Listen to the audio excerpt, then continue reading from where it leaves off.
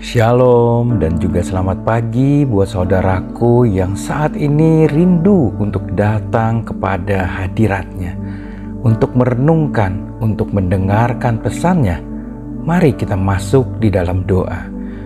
Bapa, kami awali pagi ini dengan mengucapkan syukur kepadamu yang masih mengizinkan nafas kehidupan ada di dalam diri setiap kami saat ini. Kami tahu bahwa kami masih diberi anugerah-Mu, yaitu kesempatan untuk memperbaiki diri agar hidup kami selalu menyenangkan hati-Mu. Bapa, bicaralah kepada kami melalui Roh-Mu yang lemah lembut.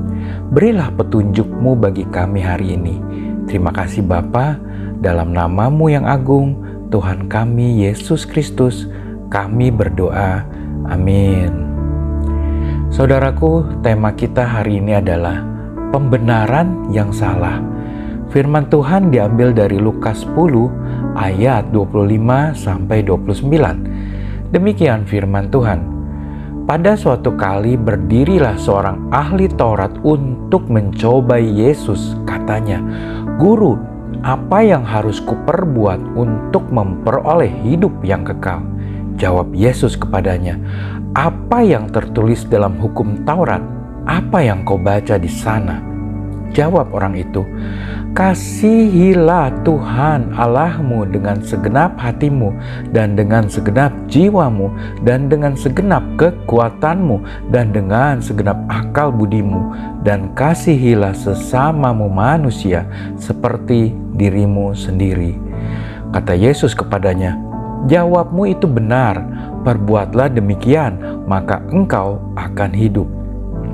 Tetapi untuk membenarkan dirinya, orang itu berkata kepada Yesus, "Dan siapakah sesamaku manusia?"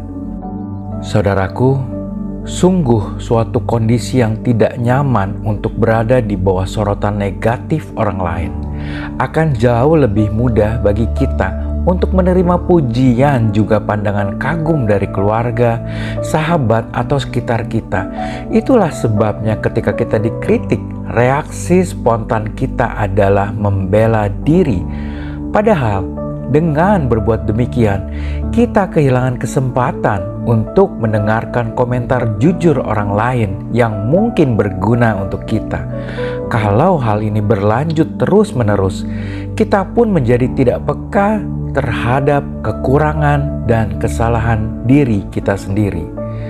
Saudaraku, di dalam Lukas 10, seorang ahli Taurat bertanya kepada Yesus mengenai apa yang harus diperbuatnya untuk memperoleh hidup yang kekal. Tentunya ia sendiri sudah mengetahui jawabannya.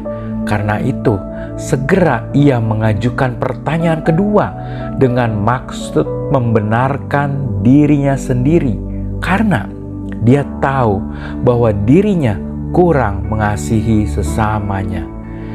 Tuhan Yesus tidak langsung menjawab pertanyaannya, melainkan menceritakan kisah menarik tentang seorang Samaria yang menolong orang yang sekarat sehabis dirampok.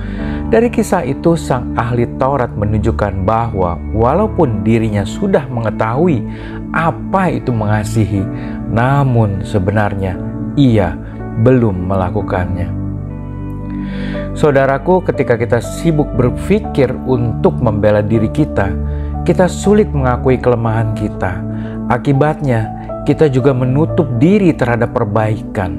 Sebab itu, saudaraku, apabila kita ditegur, marilah kita mengakui kesalahan dan kekurangan kita, agar kita selalu dapat memperbaiki diri, sehingga semakin hari semakin serupa dengan Kristus. Marilah kita tutup renungan pagi ini di dalam doa. Bapa yang baik, terima kasih telah memilih kami. Ajarkanlah kami jalan-Mu ya Bapa. Kami mau diubahkan. Beritahukanlah kesalahan dan kekurangan kami ya Bapa. Kami siap dibentuk. Bawalah kami untuk berjalan dalam firman kebenaran-Mu, serta berilah roh yang takut akan Allah ada di dalam hidup kami senantiasa. Terpujilah nama-Mu ya Allahku, kekal untuk selama-lamanya. Demi nama Yesus Kristus Kami telah berdoa dan bersyukur. Jadilah kehendak-Mu di dalam hidup kami. Amin. Selamat beraktivitas. Tuhan Yesus memberkati.